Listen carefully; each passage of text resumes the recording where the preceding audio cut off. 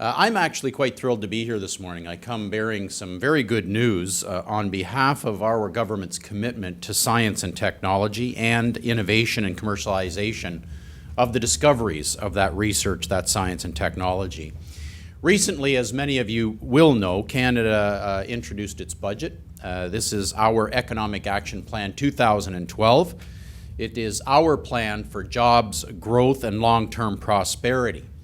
It builds indeed on our positive record of achievement to help further unleash the potential of Canadian businesses and entrepreneurs to innovate and thrive in the modern economy. And we are focusing on those drivers of growth and job creation, the better quality jobs, the higher paying jobs in the knowledge economy, those drivers such as innovation, investment, education, skills development, and of course on our communities. The new measures in our budget, Canada's Economic Action Plan 2012, will strengthen the entrepreneurial sector's role as the driving force behind Canada's economy. Canada's businesses, entrepreneurs, and innovators have proven time and time again that they are indeed up to the task if they are given the opportunity. Well, ladies and gentlemen, with the Economic Action Plan for 2012, we are ensuring that they will have all the opportunity that is needed to succeed. Our science and innovation, on science and innovation specifically, our plan recognizes that Canada already has significant, strong fundamentals. We have skilled, diverse, and well-educated workforce. We have world-class higher education facilities. Ladies and gentlemen, we are number one in Canada in the G7 on research and development expenditures as a percentage of our GDP, number one. And the government provides significant resources in support of research and development. In fact, our R&D tax incentive program is one of the most generous in the industrialized world and was recently improved to address a few of the challenges that have been identified in this area in terms of accessibility to the tax credit, predictability, and consistency. But for our government, this is ultimately not enough. There are some areas where we can improve. We want to see Canada and businesses who operate in Canada, Canadian industry, reach new heights. And here, there is still a little bit of work to do.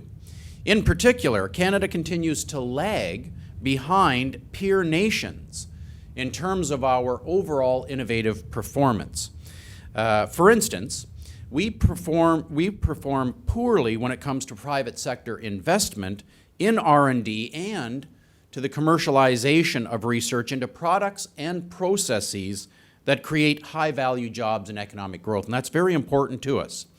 So we are already taking significant steps to fix these problems. First, we set up an expert panel chaired by Tom Jenkins, who is the CEO of OpenText Corporation, to explore exactly how the Canadian government could optimize these significant contributions to assist businesses in spending more on research and development and developing and commercializing the results of that research.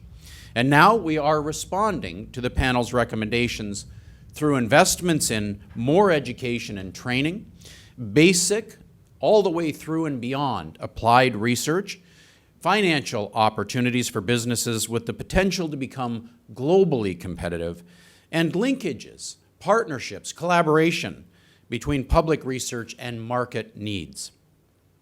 Among other things, our Budget Economic Action Plan 2012 doubles the Industrial Research Assistance Programs, or IRAP as most people refer to it, to better support research and development by small and medium-sized companies. And we are on our way to refocusing the National Research Council to a demand-driven, business-oriented research facility that will help Canadian businesses develop innovative products and services. Excuse me. Also, the budget will help support innovation, by businesses through new procurement measures, by connecting small and medium-sized companies with federal departments and agencies to build their capacity to compete in the marketplace, indeed the global marketplace. Also, it will help high-growth firms access risk capital by committing significant funds to leverage increased private sector investment in early-stage risk capital, including $400 million investment to support the creation of large-scale venture capital funds led by the private sector. It will support private and public research collaboration through internships for graduate students and funding for business-led research and development networks.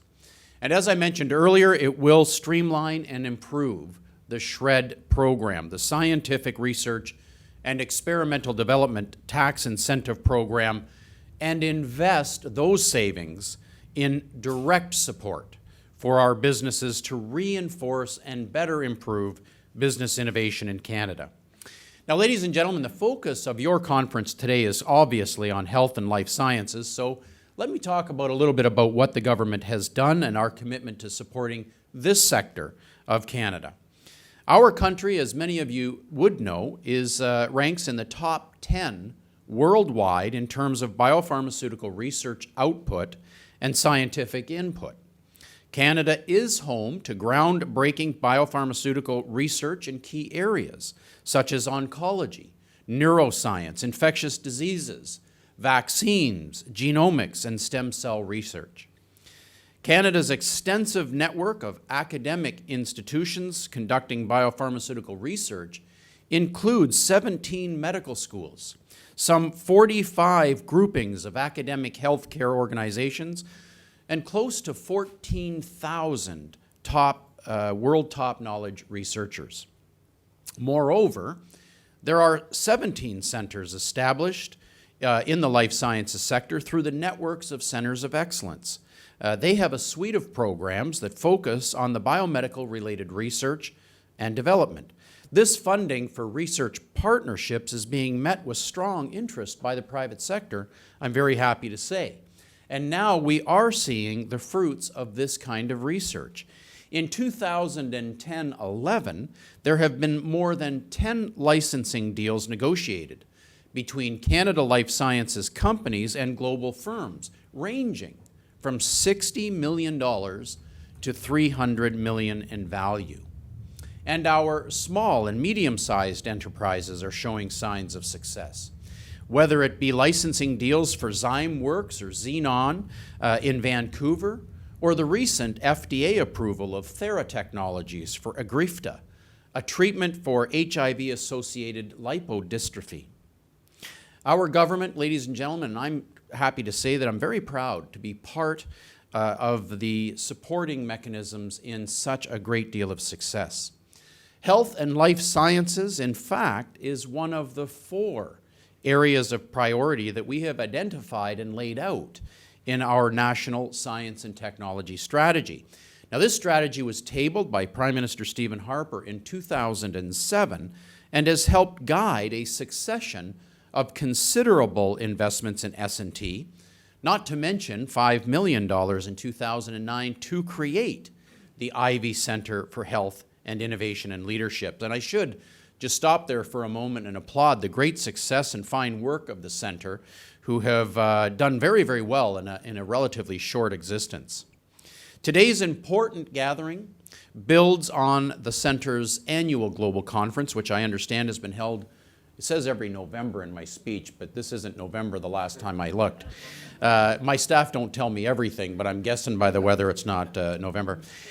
So, ladies and gentlemen, we have a federal government that has taken every single opportunity we've had to invest more in science and technology. Every single budget has seen an increase despite the difficult economic times around the world. We are now more than double the money since we have taken office in 2006.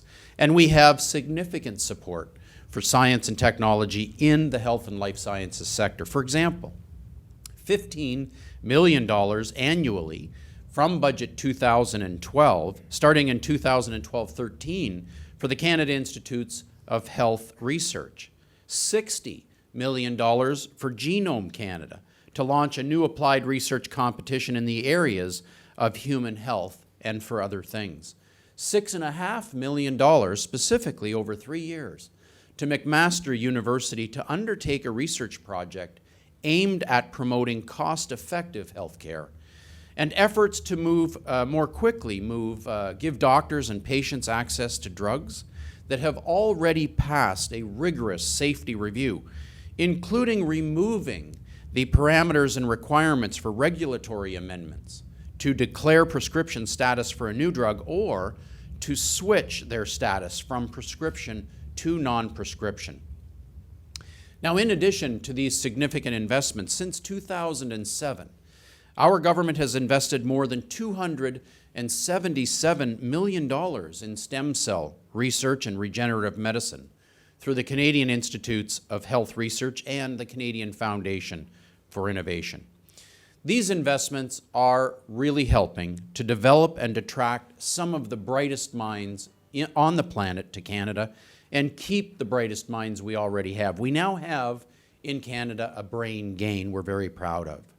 It helps strengthen our capacity as a world-leading research area to come to do your research in, and improving the commercialization in the life sciences realm. We believe, ladies and gentlemen, as a federal government, our role, our job, is to provide individuals and institutions the environment and as many of the tools as possible in order that they succeed. We see biotechnology industry as an important part of Canada's innovative economy, and as such are actively supporting it. I'm very honored, ladies and gentlemen, to be here this morning. You've been a great audience. I'm very proud to stand up here and have the opportunity to share some time with you.